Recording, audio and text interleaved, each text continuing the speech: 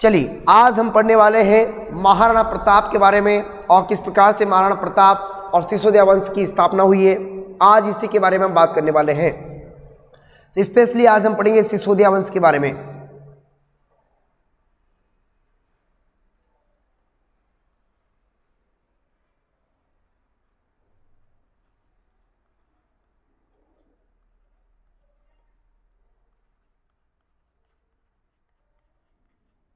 चलिए दोस्तों, सिसोदिया वंश का इतिहास। पहले तो मैं आपको बता दूं किस प्रकार से सिसोदिया वंश की स्थापना हमारे यहाँ पर हुई थी और किस प्रकार से सिसोदिया वंश का यहाँ से एक तरह से इनका जो है एक तरह से विकास हुआ था। सिसोदिया वंश की स्थापना कैसे हुई थी। हालांकि सिसोदिया वंश पहले से ही था, लेकिन आपको बता दें दोस्तों कि हमारे यहाँ पर उस समय खिलजी वंश चलता था और खिलजी वंश का पतन के पश्चात राज व्यवस्था का लाभ उठाते हुए राजा हमीरदेव की बात चल रही है यहाँ पर। राजा हमीरदेव कौन? राजा हमीरदेव ने दोस्तों 1314 की बात है और 1314 में राजा हमीरदेव ने चित्तौड़गढ़ पर चौहानों को हटाकर सिसोदिया वंश की स्थापना की थी। 1314 में खिलजी वंश में उस समय खिलजी वंश का पतन हो चुका था और खिलजी वंश के पतन को देखते हुए राजा हमीरदेव ने राज व्यवस्था का लाभ उठाते हुए चौहानों को हटाकर, किसको हटाकर? चौहानों को हटाकर चित्तौड़ में यहाँ पर कर दी थी क्या? सिसोदिया वंश की स्थापना। तो चौहानों को हटाकर चित्तौड़ में हमीरदेव ने चित्तौड़ में सिसोदिया वंश की स्थापना या सिसोदिया वंश की नींव रखी थी।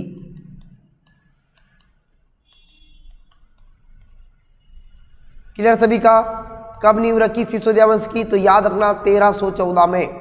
1314 में दोस्तों खिलजी वंश के पतन के पश्चात हमीरदेव ने चौहानों को हटाकर चित्तौड़गढ़ में सिसोदिया वंश की नींव रख दी थी। क्लियर सभी का दोस्तों? अब हमीरदेव के बाद बहुत सारे लोग आए, राणा कुंभा आया, हमीरदेव के बाद बहुत सारे लोग आए, लेकिन दोस्तों सिसोदिया वंश में जो मेन है, जो हमारे एग्जाम में भी क्वेश्चन बनते हैं उनसे, और वो है दोस्तों आपके महाराणा उदय सिंह और महाराणा उदय सिंह का पुत्र प्रताप सिंह। दोस्तों इन्हीं के बारे में ज़्यादातर हमारे और इतिहास में भी यही प्रसिद्ध हुए, ज़्यादातर नाम इनका ही चलता है। राणा संग्राम सिंह का चलता है, राणा उदय सिंह का चलता है, राणा प्रताप सिंह का, राणा अमर सिंह का, इनके नाम ज़्यादा चलते हैं। तो दोस्तों सिसोदिया वंश में जो मेन प्रतापी राजा हुए हैं उसमें संग्राम सिंह है, राजा हमीरदेव है और राजा उदय सिंह है, राजा अमर सिंह है और राजा प्रताप सिंह है। तो उसमें भी सबसे ज़्यादा महत्वपूर्ण है राजा राणा प्रताप सिंह, क्योंकि महाराणा प्रताप सिंह एक सूरवीर शासक थे, शिरोमणि शासक थे, और इन्हीं के बारे में आज हम बात करने वाले हैं, महाराणा प्रताप के बारे में। महाराणा प्रताप को जानने से पहले उनके पिताजी के बारे में जान लेते हैं। कौन थे उनके पिता? उदय सिंह। तो उदय सिंह के बारे में सुन लीजिए दोस्तों। सबसे पहले हम बात करेंगे राणा उदय सिंह के बारे में। राणा उदय सिंह के बारे में सुनिए ध्यान से बात। राणा उदय सिंह, और राणा उदय सिंह का ही पुत्र है कौन? महाराणा प्रताप। राणा उदय सिंह, राणा उदय सिंह के बारे में सुना दोस्तों कि 1567 से लेकर 1568 की बात है। 1567 से लेकर 1568 की बात है। 1567 से लेकर 1568 के बीच में उस समय दोस्तों मुगलों में हमारे यहाँ पर अकबर आ चुका था और अकबर का यहाँ पर डंका बज रहा था आसपास वाले इलाकों में। उसी समय दोस्तों 1567 से 1568 में इसी अकबर ने आक्रमण किया कहाँ पर? चित्तौड़ पर। और आप सभी को पता है कि चित्तौड़ पर कौन था उस समय? चित्तौड़ पर राणा उदय सिंह था। अब चित्तौड़गढ़ पर यहाँ पर आक्रमण किया किसने? चित्तौड़ पर आक्रमण किया किसने? अकबर ने। अकबर में दोस्तों यहाँ पर आक्रमण किया चित्तौड़ पर, और जब इसने आक्रमण किया तो कहते हैं कि यहाँ पर राणा उदय सिंह को यहाँ से चित्तौड़ छोड़ना पड़ा था, नौबत ही आ गई थी। कहते हैं कि राणा उदय सिंह अपने परिवार सहित यहाँ से ये चित्तौड़ छोड़ के चले जाते हैं और राणा उदय सिंह चित्तौड़ छोड़ के चले जाते कहाँ पे? अपने परिवार के साथ में पहुँच जाते हैं गोगुंदा में। कहाँ पर पहुँच जाते हैं? गोगुंदा में। दोस्तों ये अपने परिवार सहित कहाँ चले जाते हैं? तो यहाँ से चित्तौड़ छोड़ कर चले जाते हैं कहाँ पर? और पहुँच जाते हैं कहाँ पर? गोगुंदा चले गए। जबकि चित्तौड़ की जो जिम्मेदारी थी दोस्तों, ये जिम्मेदारी इन्होंने दो व्यक्ति को दी थी, जिसमें से एक का नाम था दोस्तों जयमल मेड़तिया। एक तो जयमल मेड़तिया और दूसरा था दोस्तों फत्ता सिसोदिया। चित्तौड़ की जिम्मेदारी जो दी थी इन्होंने, वो जिम्मेदारी किसको दी थी? तो कहते हैं कि यहाँ पर जब अकबर का आक्रमण हुआ था तब राणा उदय सिंह यहाँ पर चित्तौड़ को छोड़ के चले जाते हैं कहाँ पर? गोगुंदा में, और चित्तौड़गढ़ की जो जिम्मेदारी थी वो दो व्यक्ति को देखे जाते हैं। एक का नाम था जेमल मेड़तिया और एक का नाम था फत्ता सिसोदिया। कहते हैं कि दोनों व्यक्ति को यहाँ पर जेमल मेड़तिया और फत्ता सिसोदिया को दोनों को यहाँ पर ये जिम्मेदारी देखे जाते हैं। और ध्यान देना दोस्तों, इन दोनों ने कहते हैं कि यहाँ पर इन दोनों ने अच्छे से कहते हैं कि बहुत वीरता के साथ अकबर की का सामना किया और अकबर से लड़ाइयाँ लड़ी। कहते कि बाद में दोनों मारे जाते हैं, ऐसा उल्लेख मिलता है। कहते कि इन दोनों की बाद में राणा उदय सिंह ने इनकी वीरता का परिचय देते हुए कहते कि इनकी एक महल में इनकी जो है सिलाई भी लिखवाई थी जेमल मेड़तिया और फत्ता सिसोदिया की। तो ये याद रखना दोस्तों, दोनों जिम्मेदारी देखे गया था दोनों को, चित्तौड़गढ़ की जेमल मेड़तिया और फत्ता सिसोदिया को। कौन? उदय सिंह। और उदय सिंह अपने परिवार से ही चले जाते कहाँ पर? गोगुंदा में। वेरी गुड इवनिंग सभी को, good evening. Asita Sharma good evening, R K जय Shri Ram, Kajal Lavanshi very good evening, R K जय Hind, Saroj Yadav good morning, Mohan Meena good morning, Roshni Pawar hello sir, hello Roshni कैसे हैं आप? चलिए ठीक है, बहुत बढ़िया। Radha Dangi good evening, Rajesh good morning sir. Good evening कौन कर रहा है? मॉर्निंग में गुड इवनिंग नहीं चलेगी। चलो आया समझ में दोस्तों, यहाँ तक हुआ कुछ यूँ कि हमीर देव ने तो क्या कर दी, सिसोदिया वंश की स्थापना कर दी 1314 में। ठीक है, अब सिसोदिया वंश की स्थापना हो गई, चित्तौड़ में सिसोदिया वंश बस गए। उसके बाद राणा कुंभा है, बहुत सारे राजा है, और फाइनली आता है एक राजा कौन?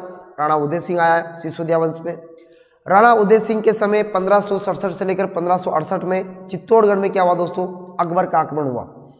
मुगल बादशाह अकबर का आक्रमण हुआ, और अकबर के आक्रमण के समय राणा उदय सिंह यहाँ से चित्तौड़ छोड़ के चले जाते, कहाँ पर? गोगुंदा में। परिवार सहित अपने गोगुंदा में चले जाते हैं और वहीं पर गोगुंदा के महलों में रहने लगे। और चित्तौड़ की जिम्मेदारी जेमल मेड़तिया और फत्ता सिसोदिया को देखे जाते हैं।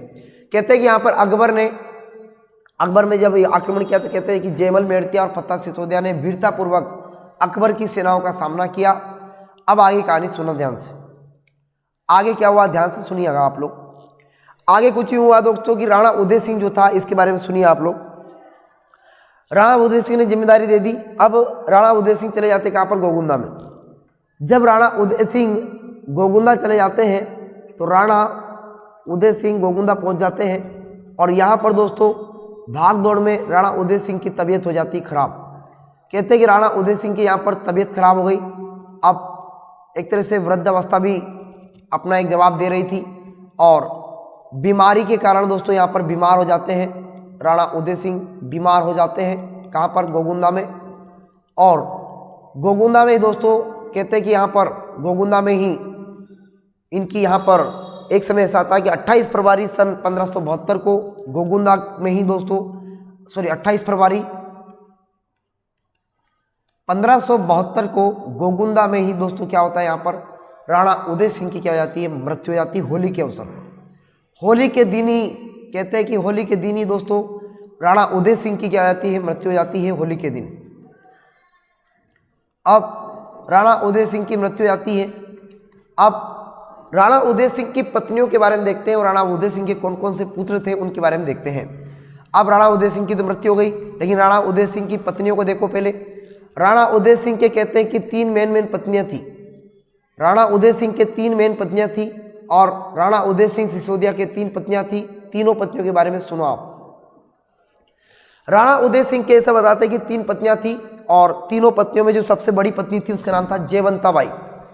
पहली पत्नी थी दोस्तों सबसे बड़ी पत्नी, उसका नाम था जयवंता बाई। पहली पत्नी थी जयवंता बाई। दोस्तों जयवंता बाई पाली की थी, पाली के राजकुमार की बेटी थी।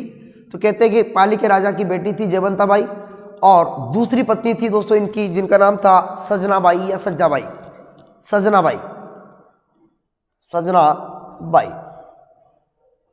सजनाबाई दोस्तों ये सिरोही की सोलंकी, सजनाबाई सोलंकी नाम था इसका, और सिरोही शासक की बेटी थी, सिरोही शासक की बेटी थी। और इसके बाद में तीसरी पत्नी थी दोस्तों इनकी धीरबाई। कौन थी? धीरबाई। और धीरबाई दोस्तों भाटी राजवंश की थी, जो राजस्थान में भाटी राजवंश है, इसीलिए इसे भटियाणी रानी भी बोला जाता है। भटियाणी रानी। कौन सी रानी? भटियाणी रानी। ध्यान देना दोस्तों, धीरबाई भाटी राजकुमार की बेटी थी, इसलिए भाटी राजवंश की बेटी थी धीरबाई, और इसीलिए इसे भटानी रानी भी कहा जाता है। तो राणा उदय सिंह की 3 पत्नियां थी। अब तीनों पत्नियों से 3 पुत्र पैदा हुए थे। याद रखना दोस्तों, जयवंताबाई से बेटे का जन्म हुआ था, उसका नाम था प्रताप सिंह। महाराणा प्रताप जो है ना वो जयवंता का पुत्र है। याद रखना, प्रताप सिंह का पुत्र हुआ दोस्तों, प्रताप सिंह जो पुत्र हुआ ये जयवंताबाई से हुआ। राणा उदय सिंह के सजनाबाई से एक पुत्र हुआ जिसका नाम था शक्ति सिंह, और धीरबाई से जो पुत्र का जन्म हुआ था उसका नाम था दोस्तों जयमाल। कौन था? जयमाल। याद रखना, तीनों के तीनों ही पुत्र, याद रखना आपको कौन सा पुत्र किससे कौन सी पत्नी से हुआ ये आपको याद रखना है। जयवंताबाई से प्रताप सिंह का जन्म हुआ। राणा उदय सिंह की पत्नी, दूसरी पत्नी जिसका नाम था सजनाबाई, और सजनाबाई सीहोर की थी, सिहोरी की थी, है ना। अब दोस्तों सजनाबाई से जन्म हुआ किसका? शक्ति सिंह का, सॉरी सिहोरी हो गया है, सिरोही करना इसको, सिरोही, 1 मिनट, सरोही हो गया है, इसको सिरोही करना दोस्तों, सिरोही, हाँ सिरोही की थी सजनाबाई। और सजनाबाई से बेटे का जन्म हुआ था शक्ति सिंह का, और जयमाल जो जन्म हुआ था वो धीरबाई से हुआ था। कहते कि सबसे जो मतलब छोटी पत्नी थी उसका नाम था धीरबाई। कहते कि राणा उदय सिंह धीरबाई से अधिक प्रेम करते थे, और ऐसा माना जाता है कि कहते कि बाद में धीरबाई कूटनीति का प्रयोग करेगी, राणा उदय सिंह की मृत्यु हो जाएगी। और राणा उदय सिंह की मृत्यु हो जाती है दोस्तों 1572 में। मैंने अभी बताया आपको 1572 में 28 फरवरी 1572 में राणा उदय सिंह की मृत्यु हो जाती है गोगुंदा में, और गोगुंदा में ही राणा उदय सिंह की मृत्यु के पश्चात सारे पुत्र बड़े हो जाते हैं। और आगे कहानी क्या होती है आगे सुना ध्यान से। हुआ कुछ यूं, ध्यान से देखना आगे। राणा उदय सिंह के बाद में हम बात करते हैं दोस्तों राणा उदय सिंह की पत्नियां क्या करती है और इनके पुत्र कैसे क्या होते हैं, इनके बारे में हम बात करते हैं। हुआ कुछ यूं दोस्तों कि जब 1572 में राणा उदय सिंह की मृत्यु जाती गोगुंदा में, तो इनका अंतिम संस्कार की चर्चाएं चल रही थी कि अंतिम संस्कार कैसे क्या करना है। तो कहते हैं दोस्तों कि यहाँ पर जो धीरबाई थी, मैंने अभी आपको बताया था कि धीरबाई जो थी वो अंतिम सबसे छोटी पत्नी थी, और इन्हीं से ज़्यादा प्रेम उदय सिंह किया करते थे। और इनसे जो बेटे का जन्म हुआ था उसका नाम था जयमाल। कौन था? जयमाल। ध्यान देना दोस्तों, धीरबाई ने कूटनीति का प्रयोग करते हुए उदय सिंह की मृत्यु के बाद अपने ही पुत्र जयमल को राजा बनाने की कोशिश की, और इसका गोगुंदा में ही करवा दिया क्या? राज्याभिषेक। और इधर दोस्तों उदय सिंह की मृत्यु हो गई थी। उदय सिंह की मृत्यु के पश्चात उदय सिंह का अंतिम संस्कार किया जा रहा था। उदय सिंह की मृत्यु हुई 1572 में, और उदय सिंह का अंतिम संस्कार किया जा रहा था।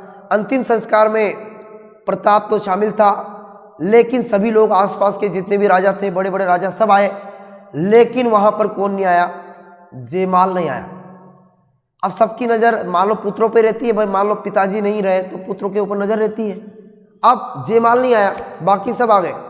तो कहते कि प्रताप के साथ साथ और भी बहुत सारे शासक आए थे। कहते कि प्रताप का मामा, जिसका मामा था राजा मानसिंह सोनगरा, तो प्रताप का राजा मामा सोनगरा भी था यहाँ पर, मानसिंह सोनगरा वो भी यहाँ पर उपस्थित था।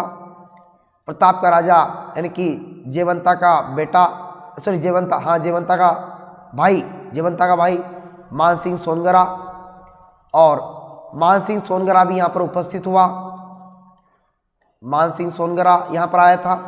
साथ ही साथ ग्वालियर का जो समय उदय सिंह का समधी था उसका नाम था रामशाह तंवर, जो कि ग्वालियर से आया था।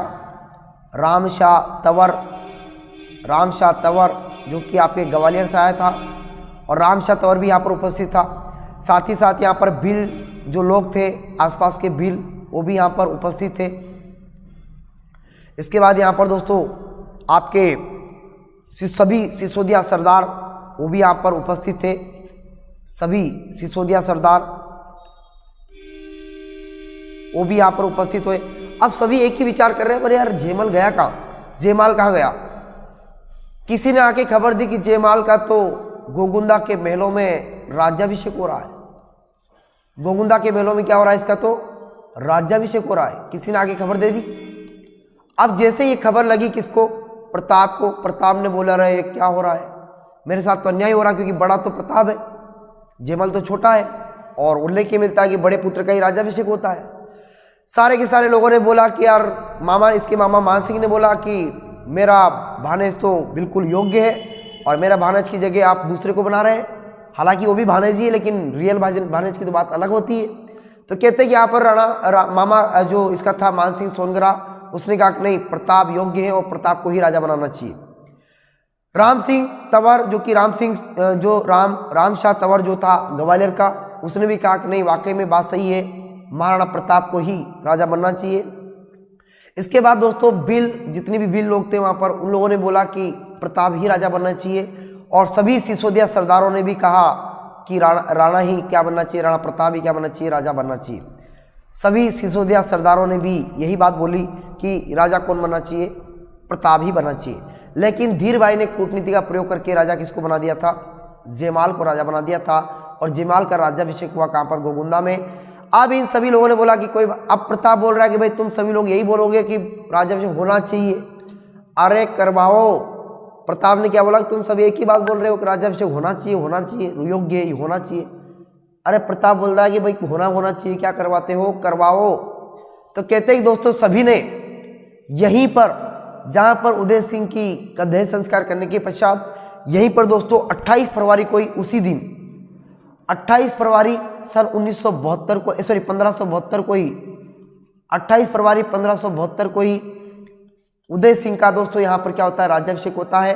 कहते हैं यहाँ पर गोगुंदा में एक जगह पड़ती है महादेव की बावड़ी, और इसी महादेव की बावड़ी में दोस्तों यहाँ पर गोगुंदा में क्या होता है, 28 फरवरी सन 1572 को यहाँ पर महाराणा प्रताप का राज्याभिषेक होता है गोगुंदा में, महादेव की बावड़ियों में। और महादेव की बावड़ी में दोस्तों गोगुंदा में क्या हो जाता है, यहाँ पर महाराणा प्रताप का राज्याभिषेक होता है। और अब आगे कहानी सुना ध्यान से। क्या आप लोगों को समझ में आ रहा है कि ज़्यादा स्पीड तो नहीं पकड़ रहा हूँ मैं, ज़्यादा स्पीड तो नहीं चल रही ना, धीरे धीरे चल रहा है ना मामला, समझ में आ रहा सभी को? ज़्यादा स्पीड हो तो मैं धीरे कर दूँ, बोलो। एक बार और शुरू से समझा दूंगा मैं, जितने भी लोग नए आए उन सभी को एकदम समझ में आएगा। लास्ट में एक बार और समझाऊंगा, ठीक है ना, बीच में नहीं समझाऊंगा क्योंकि बीच में कहानी ब्रेक हो जाती है, ठीक है। तो क्लियर सभी का? चलो एक बार समझा ही देता हूँ यार फटाफट। मैंने बताया आपको कि यहाँ पर हमारे यहाँ पर सिसोदिया वंश की स्थापना हुई, और सिसोदिया वंश की स्थापना में हमीर देव ने 1314 में चौहानों को हटाकर चित्तौड़ में सिसोदिया वंश की स्थापना की थी। तो सिसोदिया वंश का संस्थापक कौन कहलाया? हमीर देव। याद रखना, सिसोदिया वंश का संस्थापक कौन है? हमीर देव सिसोदिया। हमीर देव सिसोदिया वंश का संस्थापक है। इसके बाद क्या हुआ दोस्तों, बहुत सारे राजा आया, राणा कुंभा आया, बहुत सारे राजा आए। कहते हैं कि यहाँ पर दोस्तों ध्यान देना, राणा उदय सिंह आया यहाँ पर, और राणा उदय सिंह ने 1567 से लेकर 1568 के बीच में चित्तौड़गढ़ पर अभियान, मतलब चित्तौड़गढ़ पर शासक था ये उदय सिंह। और इसी समय अकबर का आक्रमण होता है कहाँ पर? चित्तौड़गढ़ में। और चित्तौड़गढ़ यहाँ पर जब जैसे अकबर का आक्रमण की खबर मिलती है, राणा उदय सिंह यहाँ से अपनी परिवार से ही चले जाते हैं कहाँ पर, क्योंकि इनका स्वास्थ्य ठीक नहीं था, और ये पहुँच जाते कहाँ पर? गोगुंदा में अपने परिवार से ही चले जाते हैं, गोगुंदा के महलों में रहने लगते हैं। और चित्तौड़गढ़ की जिम्मेदारी किसको देके जाते हैं? तो दो शासक थे जिनका नाम था, एक का नाम जयमल मेड़तिया था और दूसरे का था फत्ता सिसोदिया। इन दोनों को चित्तौड़गढ़ की जो है दोस्तों जिम्मेदारी देके जाते हैं। इसके बाद ध्यान देना आगे, राणा उदय सिंह गोगुंदा जाके बीमार हो जाते हैं, और 28 फरवरी 1572 को होली के अवसर पर, होली के दिन ही कहते हैं कि यहाँ पर दोस्तों गोगुंदा में ही यहाँ पर उदय सिंह की मृत्यु हो जाती है। और उदय सिंह की मृत्यु के पश्चात, उदय सिंह के बाद उल्लेख मिलता है कि उदय सिंह की 3 पत्नियां थी। 3 पत्नियों में सबसे बड़ी पत्नी का नाम था जयवंताबाई, जो कि पाली की थी, और उनसे बेटे का जन्म हुआ था राणा प्रताप का। दूसरी पत्नी सजनाबाई या सज्जाबाई थी, जो सिरोही की राजकुमारी थी, और उनसे जो बेटे का जन्म हुआ था उसका नाम था शक्ति सिंह। और तीसरी पत्नी थी धीरबाई, जो कि भाटी राजकुमारी थी, जिसे हम भटियाणी राज नहीं बोलते हैं, और उसके पुत्र हुआ था कौन सा? जयमाल। अब ध्यान देना दोस्तों, क्या हुआ कि अंतिम संस्कार चल रहा था किसका? उदय सिंह का 1572 में। उसी समय यहाँ पर धीरबाई कूटनीति का प्रयोग करती है और जयमाल को क्या कर देती है? अपने ही बेटे को राज्याभिषेक करवा देती है गोगुंदा के महलों में, और जयमाल बन जाता है क्या? राजा। लेकिन दोस्तों इधर उदय सिंह कि जब अंतिम संस्कार हो रहा था तो वहाँ पर जयमाल दिखाई नहीं दिया। कौन दिखाई नहीं दिया? जयमाल दिखाई नहीं दिया। बोले जयमाल गया कहाँ? जयमाल तो दिख ही नहीं रहा। तो कहते हैं कि यहाँ पर एक तरफ प्रताप के साथ साथ बहुत सारे और भी लोग थे, जिसमें मामा इनका प्रताप का मामा सोनगरा, इनकी जयवंता का भाई मान सिंह सोनगरा, रामशाह तंवर जो कि ग्वालियर से आया था, वहाँ के भील जनजाति के जितने भी लोग थे वो, और सिसोदिया सरदार, इन सभी लोगों ने दोस्तों यहाँ पर क्या किया, राणा उदय सिंह राणा प्रताप को राजा बनाने की बात कही कि जयमाल राजा कैसे बन गया, बड़ा राजा, बड़ा बेटा तो योग्य तो आपका प्रताप है, प्रताप को ही राजा बनाना चाहिए। और सभी लोगों ने एक ही साथ कहा कि सभी जो है राजा इसी को बनाना चाहते हैं और यही राजा बनना चाहिए। तो प्रताप ने बोला कि तुम बनाओ, क्या करते हो, बनाओ जल्दी, आज ही घोषणा करो, राज्याभिषेक करवाओ। तो कहते हैं कि प्रताप के कहने पर दोस्तों यहाँ पर 28 फरवरी 1572 में गोगुंदा की महादेव की बावड़ी में जो दोस्तों राणा प्रताप का राज्याभिषेक हो जाता है और एक ही समय में 2 राजा बन जाते हैं। गोगुंदा के 2 राजा बन गए। अब दोस्तों इधर एक तरफ राजा कौन, गोगुंदा में एक तरफ राजा बन जाते हैं कौन, राणा प्रताप, और दूसरी तरफ राजा बन जाते हैं कौन, एक तरफ राणा प्रताप और एक तरफ जयमाल। ध्यान देना दोस्तों, एक तरफ राजा प्रताप बन गए हैं और दूसरी तरफ राजा कौन है, जयमाल है। अब राणा प्रताप तो योग्य था, राणा प्रताप की सब लोग बात भी मानते थे, लेकिन जयमल की बात कोई नहीं मानता था, बात ही नहीं मानते थे इसकी, कोई बात नहीं मानता था इसकी, बात नहीं मानते थे। और जब बात नहीं मानी जाती है राजा की, तो राजा अपने आप में अंदर से गलत फील होता है, और उसको बोले यार अपनी तो बात ही नहीं मान रहे, हम कैसे राजा। तो कहते हैं कि जयमाल कहते हैं कि यहाँ से अब मुझे छोड़ के जाना पड़ेगा, अगर मुझे बचना है तो यहाँ से निकलना पड़ेगा। प्रताप की जूझू शक्तियाँ बढ़ रही थी, वैसे वैसे जयमाल की कॉन्फिडेंस लो होता जा रहा था, इसका कॉन्फिडेंस गिर रहा था। जयमाल बोल रहा कि नहीं अब मुझे जाना चाहिए यहाँ से। कहते हैं कि जयमाल यहाँ से दोस्तों चला जाता है कहाँ पर, अकबर की शरण में, और मुगल शासक अकबर की शरण में जयमाल चला जाता है। और उल्लेख मिलता है कि दोस्तों इसी का एक और भाई था, 3 भाई हो गए, एक और था शक्ति सिंह।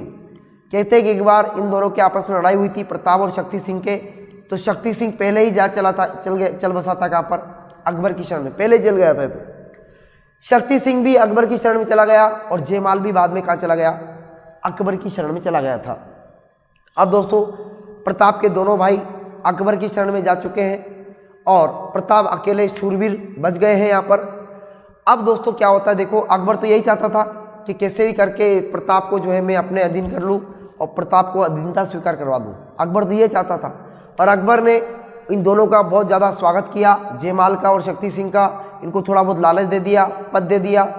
अब जयमाल का निधन कैसे होता है इसके बारे में बात करते हैं, जयमाल की मृत्यु कैसे होती है। ध्यान देना दोस्तों,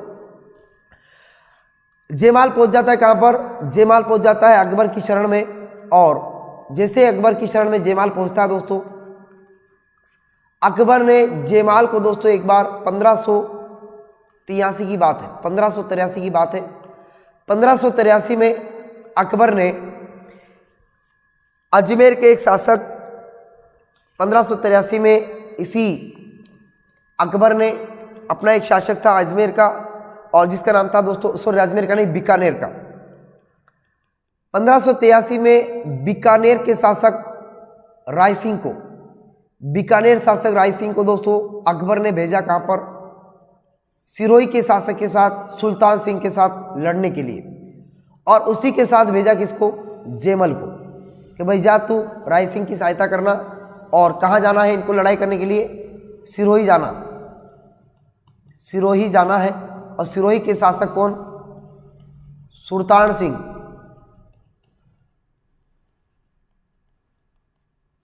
सुल्तान सिंह के खिलाफ युद्ध लड़ना है। कहते हैं कि जयमल एक तरफ और राय सिंह एक तरफ, सॉरी जयमाल और राय सिंह दोनों गए थे किसके खिलाफ, सिरोही के शासक सुल्तान सिंह के खिलाफ युद्ध लड़ने के लिए। और दोस्तों इन दोनों के बीच में युद्ध होता है दंतानी का युद्ध। और 1583 में दंतानी के युद्ध में दोस्तों ध्यान देना, इसी सुल्तान सिंह के खिलाफ लड़ रहा था जयमाल और राय सिंह। तो कहते हैं यहाँ पर 1583 में जयमाल की यहाँ पर हो जाती क्या, मृत्यु, और दंतानी के युद्ध में जयमाल मारा जाता है दोस्तों, सुल्तान सिंह ने मार दिया था इसको। क्लियर सभी का, आ रहा समझ में। चलिए गुड मॉर्निंग सभी को, गुड मॉर्निंग जितने भी लोग जुड़े हमारे साथ, क्या आप लोगों को समझ में आ रहा सभी को।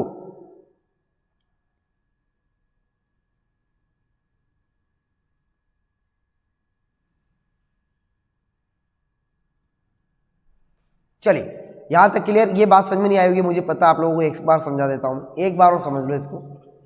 हुआ क्या, हुआ यूं कि जयमाल चला गया किसकी शरण में, अकबर की शरण में। शक्ति सिंह पहले से वही था, अब प्रताप तो अलग हो गया। अब यहाँ पर क्या होता है, अकबर ने तो इनको क्या किया दोस्तों, अकबर ने एक बार अभियान लेके भेजने को कहा कि जाओ तुम अभियान ले जाओ। अकबर ने क्या किया, अकबर ने बीकानेर का शासक था उस समय, कौन, बीकानेर का शासक राय सिंह। ये एक दिन की कथा नहीं है, एपिसोड चलेगा अपना, और ये एपिसोड 4-5 दिन तक चलेगा, एक दिन में खत्म नहीं होगा सिसोदिया वंश, अभी बहुत चलेगा सिसोदिया वंश, है ना। महाराणा प्रताप 2-3 दिन तक चलेंगे आप, ठीक है ना, एक दिन में खत्म नहीं होंगे। आज फर्स्ट एपिसोड है इसका, और ऐसे रोज एपिसोड चलेंगे, ठीक है। हाँ, तो बीकानेर का शासक राय सिंह और इधर जयमाल, इन दोनों को अभियान लेके बोलता है भेजने की, कौन, इन दोनों को भेजता है कहाँ पर, अकबर भेजता है इन दोनों को कहाँ पर, सिरोही में। जाओ सिरोही के शासक सुल्तान सिंह के खिलाफ जाके युद्ध लड़ो।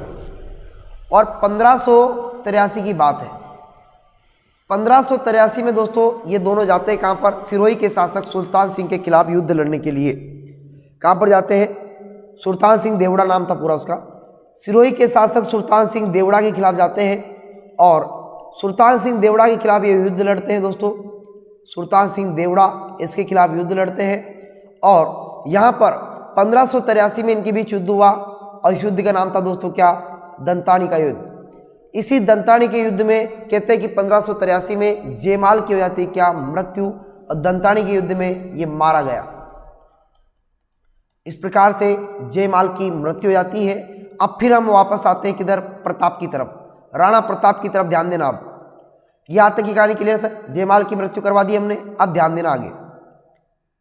राणा प्रताप की तरफ आते हैं, और राणा प्रताप के बारे में थोड़ी सी जानकारी लेते हैं कि राणा प्रताप कौन थे, इनके कब जन्म हुआ इनका, थोड़ी सी बातें करते हैं राणा प्रताप के बारे में।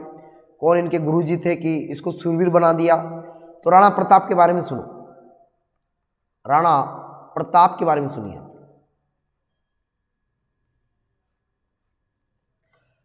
राणा प्रताप शिरोमणि, राणा प्रताप कैसा शिरोमणि, वीर शिरोमणि। वीर शिरोमणि राणा प्रताप के बारे में हम बात कर रहे हैं दोस्तों। और महाराणा प्रताप के इतिहास को आप जानोगे तो आप भी कहोगे वाकई में गुरुजी क्या बात, सिसोदिया वंश तो लाजवाब है। बिल्कुल सिसोदिया वंश लाजवाब है, क्योंकि सिसोदिया का वंश ही ये सरा है। राणा प्रताप के बारे में सुना दोस्तों। राणा प्रताप के पिता का नाम तो आप सभी को पता है। राणा प्रताप के पिता का नाम क्या है, उदय सिंह।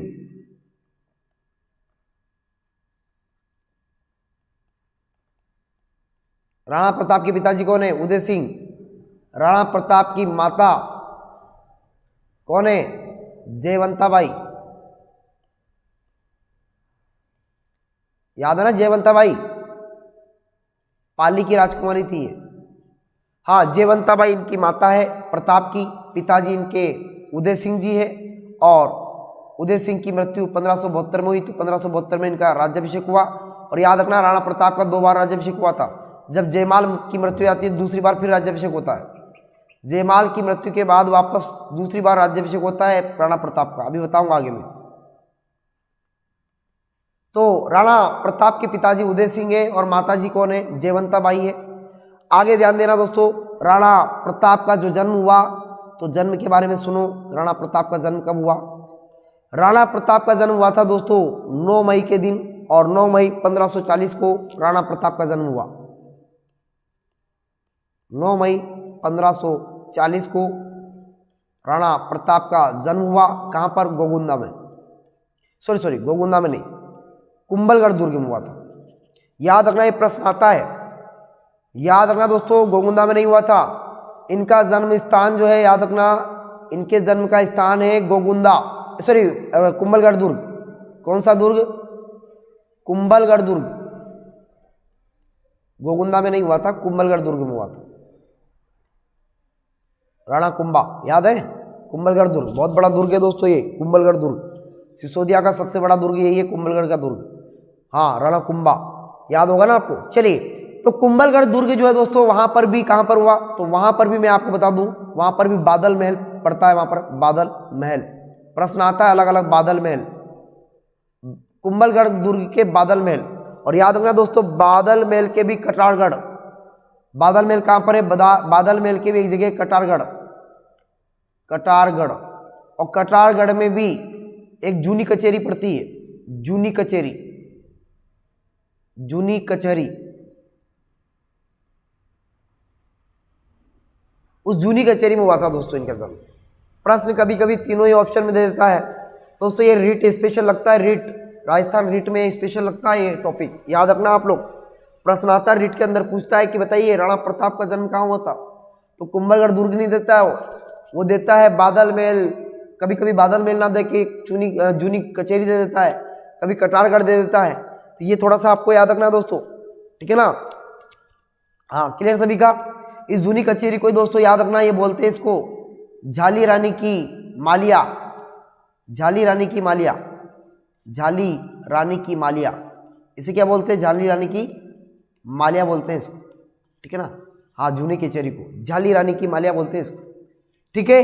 तो राणा प्रताप के पिताजी का नाम क्या है, उदय सिंह, माता का नाम जयवंताबाई, और जन्म हुआ था इनका 9 मई 1540 में, स्थान कुंभलगढ़ दुर्ग के बादल महल के कटारगढ़ के जूनी कचेरी में, और उसी को बोलते हैं झाली की रानी मालिया, ठीक है। क्लियर सभी का दोस्तों, आया सभी को समझ में। इनके गुरुजी का नाम देखो, सबसे बड़ा प्रभाव तो गुरुजी का ही पड़ा इनके ऊपर। कहते हैं कि इनके गुरुजी का नाम दोस्तों याद रखना आप लोग, इनके गुरुजी का नाम, राणा प्रताप के गुरुजी का नाम क्या था, ये ध्यान दो आप लोग। राणा प्रताप के गुरुजी कौन थे, राघवेंद्र सिंह, राघवेंद्र जी थे इनके गुरुजी, आचार्य राघवेंद्र, आचार्य राघवेंद्र। कहते हैं कि आचार्य राघवेंद्र जी ने इनको और शिक्षा तो दी है, पढ़ाई वढ़ाई तो करवाई है, लेकिन इनको शस्त्र अस्त्र की शिक्षा भी दी थी इन्होंने। और राघवेंद्र सिंह ने इनको इतना प्रभावशाली कर दिया और इतने लड़ाई झगड़े में इतना माहिर कर दिया इनको, राणा प्रताप की अच्छे अच्छे युद्ध जीत गए बाद में, आप सभी को पता होगा दोस्तों। और राणा प्रताप के बारे में सुनिए आप लोग। राणा प्रताप जो है दोस्तों, राणा प्रताप के यहाँ पर राणा प्रताप के बारे में बता देता हूँ मैं आपको। राणा प्रताप के पत्नियाँ की बात करते हैं अपन। राणा प्रताप की पत्नियाँ, 2 पत्नियाँ थी इनके, पत्नियाँ तो बहुत सारी थी लेकिन 2 पत्नियों का उल्लेख ज़्यादा मिलता है। तो इनकी पत्नियाँ, 2 पत्नियाँ मेन थी, एक का नाम फूलकवर था और एक पत्नी का नाम क्या है, फूलकवर। कौन सी कवर, फूलकवर, ठीक है दोस्तों। एक पत्नी का नाम है क्या, फूलकवर, और एक और पत्नी का नाम था अजबदे, अजबदे, और अजबदे पवार, पवार थी दोस्तों, याद रखना है ना, अजबदे पवार याद रखना आप लोग, पवार थी ये, अजबदे पवार नाम था इनका, दूसरी पत्नी। और याद रखना ये दूसरी, पहली पत्नी तो ये, सॉरी दूसरी ये है ना। पहली पत्नी कौन सी आपकी, अजबदे पवार है, और दूसरी पत्नी कौन सी है, फूलकवर है। किसकी, राणा प्रताप की पत्नियां 2, एक का नाम फूलकवर, दूसरी का नाम अजबदे पवार। और याद रखना दोस्तों, इसी अजबदे पवार से इनके एक पुत्र का जन्म हुआ था, महान बब्बर शेर, जिसका नाम था अमर सिंह। खतरनाक आदमी था भाई साहब, छोटा सी उम्र में बड़े बड़े काम किए इसने, अमर सिंह। अजबदे पवार से एक बेटे का जन्म हुआ, किसका, अमर सिंह का। और अमर सिंह दोस्तों महाराणा प्रताप का ही पुत्र है अमर सिंह, और बड़ा खतरनाक बब्बर शेर था ये, महाराणा प्रताप के जैसा ही था, सूरवीर। चलो समझ में आ रहा दोस्तों यहां तक।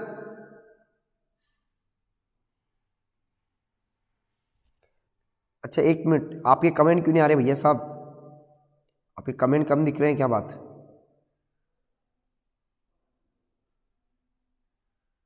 कमेंट दिख रहे, समझ में आ रहा है कि नहीं आ रही बात, मैं जो पढ़ा रहा हूँ ये समझ में आ रहा है, सिसोदिया वंश का इतिहास समझ में आ रहा है आपको, अच्छा लगे तो लाइक करना इसको। हाँ चलो आगे बढ़े अपन। आ रहा है सर, आ रहा, ठीक है, बहुत बढ़िया, बब्बर शेर था ये अमर सिंह, बहुत बढ़िया। तो राणा प्रताप के 2 पत्नियां थी, फूलकवर और अजबदे पवार। और याद रखना दोस्तों, अजबदे पवार से ही अमर सिंह का जन्म हुआ था, अमर सिंह इनका बेटा था। आगे बढ़ूँ क्या मैं बोलूँ, हाँ, अब उदय सिंह का, राणा प्रताप का दूसरी बार राज्याभिषेक हो गया। उधर जयमाल की मृत्यु हो जाती है और कहाँ पर होती है, तो सिरोही में सुल्तान सिंह देवड़ा के खिलाफ लड़ाई लड़ने पर 1583 में जयमाल की मृत्यु हो जाती है। अकबर की शरण में जाओगे तो ऐसे ही होगा, युद्ध तो लड़ने पड़ेंगे, ऐसे थोड़ी ही रखेंगे अकबर मान चालाक आदमी था। अब दोस्तों अकबर चाहता था कैसे ना कैसे ये प्रताप भी मेरी अधीनता स्वीकार कर ले। अकबर क्या चाहता था कि कैसे ना कैसे ये क्या कर ले, प्रताप भी मेरी अधीनता स्वीकार कर ले। लेकिन प्रताप के लिए उसने बहुत प्रयास किया दोस्तों। प्रताप को मनवाने के लिए कहीं बहुत सारे राजाओं को भेजा उसने, और कौन कौन से राजा को भेजा था उसके नाम भी बता देता हूं मैं आपको। आप ध्यान देना दोस्तों, जयमाल की मृत्यु जाती है। अब प्रताप को समझाने के लिए अकबर क्या करता है, अलग अलग राजाओं को भेजता है। ध्यान देना, प्रताप को समझाने के लिए, प्रताप को मनवाने के लिए या समझाने के लिए अकबर अनेक शासकों को भेजता है समझाने हेतु, समझाने के लिए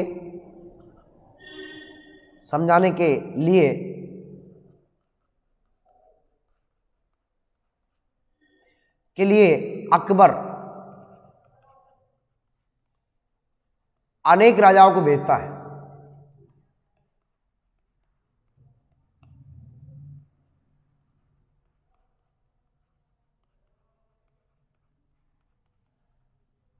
और याद रखना, राजस्थान रीट के अंदर ये प्रश्न आता है यहाँ से, और क्रम पूछता है और आपसे सन भी पूछता है और तारीख भी पूछता है, कौन सा कब आया था मनाने के लिए। तो कहते हैं दोस्तों यहाँ पर प्रताप को मनाने के लिए, अब इधर प्रताप है, इधर बहुत सारे लोग आएंगे मनाने के लिए प्रताप को। और इसमें से जो सबसे पहले अकबर ने भेजा था वो कौन था, उसके बारे में देखिए आप लोग, कौन आदमी आया था सबसे पहले। तो सबसे पहले दोस्तों आया था जलाल खां। कौन आया था, जलाल खां आया था दोस्तों सबसे पहले। अकबर ने एक व्यक्ति को भेजा, जलाल खां को, और जलाल खां आया था दोस्तों जून सन 1572 में। कब आया था, प्रताप को मनाने के लिए आया। और प्रताप को आके बोला, जलाल खां ने बोला, ए प्रताप सुन मेरी बात, तेरा पूरा मेवाड़ तेरा ही है, लेकिन देख मेरी बात सुन। आजकल क्या है कि अकबर ही सब कुछ है यार, अब अकबर सबसे बड़ा प्रतापी राजा है। बोले एक काम कर, तू जैसे तैसे मेरी बात सुन। अब प्रताप तू एक काम कर, अपनी सेना को मिला ले और अकबर के साथ मिल जा, तू तेरा मेवाड़ बचा रहेगा, मेरी गारंटी है, कोई कुछ नहीं कहेगा तेरे को। प्रताप ने बोला कि तू जा रहा कि यहाँ से नहीं जा रहा, मेरा दिमाग खराब मत कर, चला यहाँ से। कहते हैं कि प्रताप ने इसको बोला कि तू यहाँ से निकल ले फटाफट, नहीं तो दिमाग खराब हो गया ना तो हालत खराब कर दूंगा तेरी। कहते हैं कि प्रताप ने इसको ऐसे डांटा और यहाँ से जयमल भाग के वापस कहाँ चला गया, अकबर के पास चला गया और अकबर को जाके बोला कि भाई साहब प्रताप मेरी बातों में आने वाला नहीं है। अकबर ने बोला कि रहने दे, तेरी जगह मैं दूसरे को भेजता हूँ। कहते कि अकबर ने दूसरी जगह एक और आदमी को भेजा, और ऐसे आदमी को भेजा जो प्रताप को अच्छे से जानता था और प्रताप भी उसको जानता था, और वह आदमी था दोस्तों मान सिंह प्रथम। मान सिंह प्रथम को दोस्तों यहां पर क्या भेजा, अकबर ने भेजा कि जाओ प्रताप को मना के आओ, और सबसे ज्यादा जुम्मा जट्टी यही आदमी करेगा। मान सिंह ने प्रताप को लेटर लिखा, प्रताप ने लेटर का कोई जवाब नहीं दिया। मान सिंह फाइनली फिर लेटर लिखता है प्रताप को। प्रताप बोलता है कि चलो ठीक है मैं मिलूंगा। कहाँ मिलेंगे, तो बोले कि जयसमंद जो है, जयसमंद सागर है, सॉरी उदय सागर, वहाँ पर आके मिलवाओ। तो कहते हैं कि प्रताप, अब उदय सिंह तो पहले, मान सिंह तो 2-3 घंटे पहले पहुँच गया। प्रताप सिंह ने टाइम दिया था उसके, भाई इतनी टाइम पे आ जाना, मैं आ जाऊँगा वहाँ पर। तो मान सिंह तोमर तो 2-3 घंटे पहले पहुँच गया वहाँ पर, और जाके बोला कि ऐसा ना हो कि प्रताप निकल जाए आके, तो एक काम करता मैं पहले निकल लेता हूँ। तो मान सिंह 2 घंटे पहले जाके पहुँच जाता है, कहाँ पर, जहाँ स्थान बताया था वहीं पर जाके पहुँच जाता है। अब उधर से प्रताप आया, प्रताप का घोड़ा, और प्रताप को देखकर मान सिंह की आंखें फटी की फटी रह गई। बोले तो खतरनाक आदमी है। अब मान सिंह प्रथम ने प्रताप को समझाया और प्रताप को बोला कि हे प्रताप मेरी बात मान, अरे हमने खुद ने अकबर की अधीनता स्वीकार कर ली, तो तू भी कर ले यार, तू क्यों नहीं कर रहा है। कि कहते हैं कि मैं वो दलाल, अब प्रताप ने कहा, प्रताप की आंखों से खून बरसने लगा, और प्रताप ने बोला कि मान सिंह अपनी औकात में रहकर बात कर, तू पता है किससे बात कर रहा है, तू सिसोदिया सूरवीर से बात कर रहा है। और प्रताप ने मान सिंह को ललकारते हुए कहा, और मान सिंह कब आया था इसकी डेट भी याद रखना दोस्तों, ये आया था अप्रैल 1573 में, बाकी सब 73 में आएंगे अब, और जो भी आएंगे 1573 में आएंगे अब, केवल इनका थोड़ा सा अलग अलग डेट आएगी, 1 सितंबर में आएगा, 1 दिसंबर में आएगा लास्ट में। अब ध्यान देना दोस्तों, मान सिंह ने प्रताप को समझाया लेकिन प्रताप नहीं माना, प्रताप नहीं माना, प्रताप नहीं माना। ठीक है, मान सिंह को यहाँ से खाली हाथ लौटना पड़ा और मान सिंह को बोला कि तू यहाँ से निकल ले वरना ठीक नहीं होगा। मैं दूसरों के दम पर जीने वाला व्यक्ति नहीं हूँ, मैं दूसरों के जो है यहाँ पर रहने वाला नहीं हूँ, दूसरों के दलाली में नहीं करता हूँ, और तू यहाँ से निकल ले वरना ठीक नहीं होगा। कहते कि मान सिंह भी मुंह लटकाता हुआ यहाँ से निकल गया और अकबर के पास जाके बोला कि अकबर जी नहीं मानेगा वो। अकबर ने फिर एक व्यक्ति को भेजा, बोले जाओ, तुमसे नहीं माना तो तुम मना के आना। कहते कि भगवंत दास आया, भगवंत दास यहाँ पर आता है और अकबर प्रताप को मनाने के लिए आता है भगवंत दास। और भगवंत दास आता है दोस्तों कब, तो याद रखना सितंबर सन 1573 में, सितंबर 1573 में दोस्तों यहाँ पर आता है कौन, भगवंत दास, प्रताप को मनाने के लिए। और भाई साहब प्रताप नहीं माना, प्रताप नहीं माना। चौथा व्यक्ति आता है दोस्तों, लास्ट व्यक्ति आता है जिसका नाम था दोस्तों टोडरमल। और याद रखना टोडरमल से प्रश्न आता है एग्जाम में। टोडरमल अकबर द्वारा भेजा गया, टोडरमल प्रताप को मनाने आया था, कब आया था, तो याद रखना दोस्तों टोडरमल के बारे में प्रश्न आता है, टोडरमल। और टोडरमल आया दोस्तों दिसंबर 1573 में, दिसंबर 1573 में टोडरमल आता है। और टोडरमल और मान सिंह ने तो ये भी बोल दिया था कि हम जब चले गए तो तू क्यों नहीं जा रहा है। टोडरमल ने भी यही बोला कि जब हम चले गए तो तू क्यों नहीं जा रहा है। तो प्रताप ने बोला कि तुम्हारे जैसे दलाली में नहीं करने वाला हूँ, मेरा मेवाड़ और मैं स्वतंत्र रहने वाला हूँ। याद रखना तुम लोग एक दिन मेरे ही शरण में कदम में पड़ोगे तुम लोग, मैं बता रहा हूँ तुम लोग। प्रताप बोला कि नहीं, प्रताप ये नहीं माना यहाँ पर। प्रताप ने बोला कि मैं नहीं मानूंगा, तू यहाँ से चला जा। कहते हैं कि टोडरमल भी मुंह लटकाता हुआ चला गया कहाँ पर, अकबर के पास। चारों व्यक्ति अलग अलग समय में आए हैं, चारों की डेटें आपको याद रखना है दोस्तों, जून 1572, अप्रैल 1573, सितंबर 1573 और दिसंबर 1573। राजस्थान अजमेर माध्यमिक शिक्षा बोर्ड में इन तीनों चारों की डेट थोड़ी अलग अलग है, लेकिन मैं प्रमाणित पुस्तक जो है उसी से बता रहा हूँ, एनसीईआरटी का डाटा है, ये डाटा फिक्स है, ये ऑथेंटिक डेट बता रहा हूँ बिल्कुल मैं, ठीक है ना। जबकि राजस्थान माध्यमिक शिक्षा बोर्ड में इसकी थोड़ी सी बुकों में डेट कई जगह थोड़ी बहुत, बाकी तो सही है, लेकिन ये महीनों में थोड़ा सा दिक्कत मिल सकती है आपको, तो महीने बिल्कुल मैं ऑथेंटिक डेट बता रहा हूँ, यही सही है, ठीक है ना। क्लियर सभी का दोस्तों।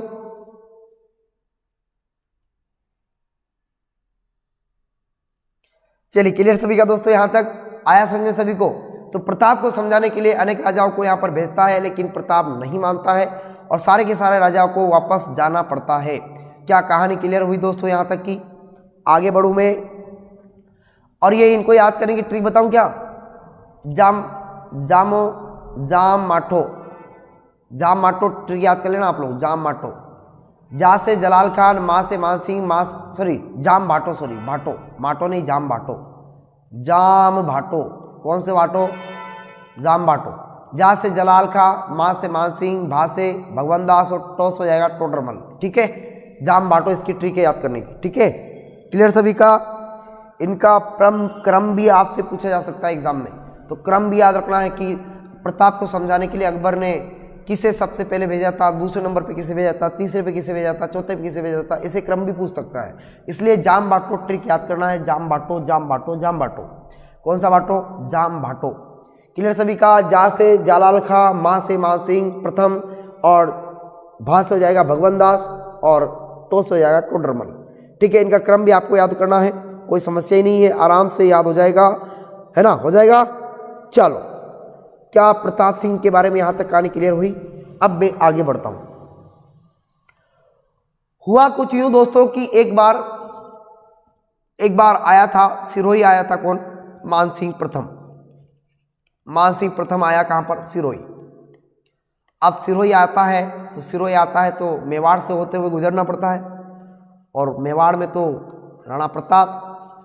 हुआ कुछ यूं कि इधर से मान सिंह प्रथम यहां से आ रहा था इधर से, और मान सिंह प्रथम आया तो सोचा यार एक काम करता हूं, पहले प्रताप नहीं माना था, हो सकता है मान जाए एक दो बात, तो दिमाग उसके समझ में आया, तो अकबर मुझे पदवी देगा बहुत बड़ी अगर मेरी बात मान ली मेवाड़ के शासक प्रताप ने। तो तो सिरोही से होते हुए जा रहा था वापस, और इसी समय दोस्तों ये आगरा जाते समय किससे मिलते हुए जा रहा था? मेवाड़ के शासक प्रताप से मिलने के लिए सोच रहा था।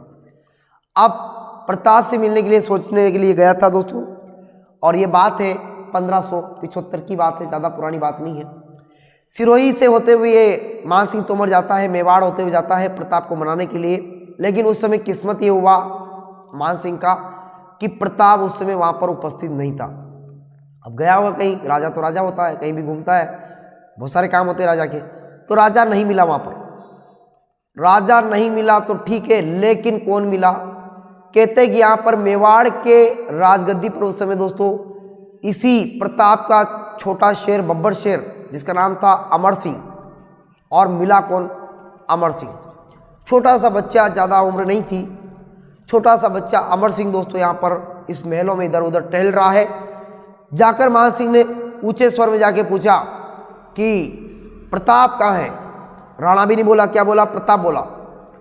अमर सिंह ने आंखें दिखाते हुए प्रताप अमर सिंह को बोला। अमर सिंह उस समय, अब अमर सिंह भी सोच रहा था, बोले यार पिताजी दिन भर यहीं बैठे रहते गद्दों पर, एक काम करता हूँ, नरम नरम गद्दे हैं, कभी मैं भी तो बैठ के देखूँ। अब अमर सिंह बैठ गया गलती से कहाँ पर? गद्दे पर, जहाँ पर सिंहासन था उस पर जाके बैठ गया। कौन? अमर सिंह। और उसी समय आगमन हुआ किसका? मान सिंह का। अमर सिंह गद्दी पर बैठा था और मान सिंह, अब प्रताप नहीं था, पिताजी की अनुपस्थिति में कभी कभी बैठ जाते हैं पिताजी गद्दी पर, तो अमर सिंह ऐसे बैठ गया था। अब मान सिंह प्रथम उसी समय, तोमर नहीं था, सॉरी, मान सिंह था। और मान सिंह प्रथम जो है दोस्तों कहाँ पर पहुँच जाता है? इसी मेवाड़ के दरबार में पहुँच जाता है, राणा प्रताप के दरबार में। और प्रताप के दरबार में जाके देखता है तो वहाँ पर छोटा बच्चा अमर सिंह प्रताप की गद्दी पर बैठा था। और मान सिंह तोमर आ रहा है बार बार, ये मान सिंह प्रथम है। मान सिंह प्रथम जाकर बोलता है कि प्रताप किधर है? तो प्रताप के बारे में बोलता है अमर सिंह, और आंखें दिखाते हुए अमर सिंह बोलता है कि तुम्हें दिखाई नहीं देता है? मेवाड़ में जो गद्दी पर बैठा वो ही प्रताप है, वही प्रताप है, वही राणा है।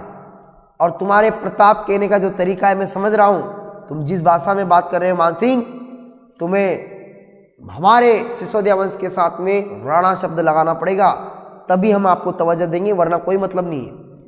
मान सिंह ने बोला, रे बोले लड़का बड़ा होशियार निकला है। तो अमर सिंह ने बोला, कहते कि मान सिंह ने कहा कि बहुत हो गया, अब प्रताप को समझा देना कि अब बात जब भी होगी शांतिपूर्वक नहीं होगी, अब बात जब भी होगी युद्ध मैदान में होगी। कहाँ पर होगी? युद्ध मैदान में होगी। अमर सिंह ने भी बोला कि महोदय मान सिंह जी, अरे ये अवसर कब आए इसका हमेशा इंतजार रहेगा। इस अवसर का हमें क्या रहेगा? इंतजार रहेगा हमेशा के लिए। आप युद्ध के लिए तैयार रहिए और डेट बताइए हमें किस दिन युद्ध लड़ना है। अरे पिताजी को छोड़ो, मैं आपके लिए मैं काफ़ी हूँ। कहते हैं यहाँ पर मान सिंह प्रथम को जो है अमर सिंह ने इतना चमका के भगाया यहाँ से। कहते हैं गुस्से में मैदान दरबार छोड़ के जो है दोस्तों यहाँ से दरबार से गुस्से में निकलता है कौन? मान सिंह प्रथम यहाँ से, कि मान सिंह बोलता है मैं तुम्हारे जैसे कि मुँह नहीं लगता हूँ, अब बात जब भी होगी युद्ध मैदान में होगी। कहते हैं कि यहाँ पर मान सिंह ये बात बोलकर यहाँ से चला जाता है। कौन? मान सिंह यहाँ से चला जाता है और प्रताप का महल छोड़ के चला जाता है यहाँ से। अमर सिंह भी जाते जाते मान सिंह को बोलता है कि हाँ मान सिंह देख लेना, जो भी होगा युद्ध में होगा, ठीक है ना। और यहीं से मान सिंह प्रथम जो दोस्तों यहाँ से चला जाता है, और मान सिंह प्रथम यहाँ से चला जाता है यहाँ पर अकबर के पास, और अकबर के पास ये सारी बातें बताता है और अकबर को जाके बोलता है कि हमें अकबर के साथ क्या लड़ना पड़ेगा? युद्ध लड़ना पड़ेगा। और दोस्तों आगे की कहानी जो रहेगी, किस प्रकार से महाराणा प्रताप और मान सिंह के बीच में युद्ध होगा, इस युद्ध की पूरी घटनाओं को मैं एक अच्छे तरीके से आपको बताऊंगा। ये आगे के एपिसोड में मिलेगा दोस्तों। ये आज प्रथम एपिसोड था, हमारे इस एपिसोड का ये प्रथम भाग था आज, और द्वितीय एपिसोड कल पढ़ाऊंगा मैं आपको। कल महाराणा प्रताप और राजा मान सिंह और अकबर की सेनाओं के साथ युद्ध होगा, किस प्रकार से इनके बीच युद्ध होता है, और 1576 में हल्दी घाटी का युद्ध होता है, और हल्दी घाटी के युद्ध को हम देखेंगे दोस्तों कल। और तब तक के लिए नमस्कार, जय हिंद, जय सिसोदिया, है ना। और कल आप सभी को बताएंगे सिसोदिया वंश के बारे में, किस प्रकार से सिसोदिया वंश की आगे कहानी बनती है, ये आगे के एपिसोड में देखेंगे। तब तक के लिए नमस्कार, जय हिंद, जय भारत, जय मेवाड़। ठीक है ना दोस्तों, आप सभी को कैसा लगा ज़रूर बताइएगा।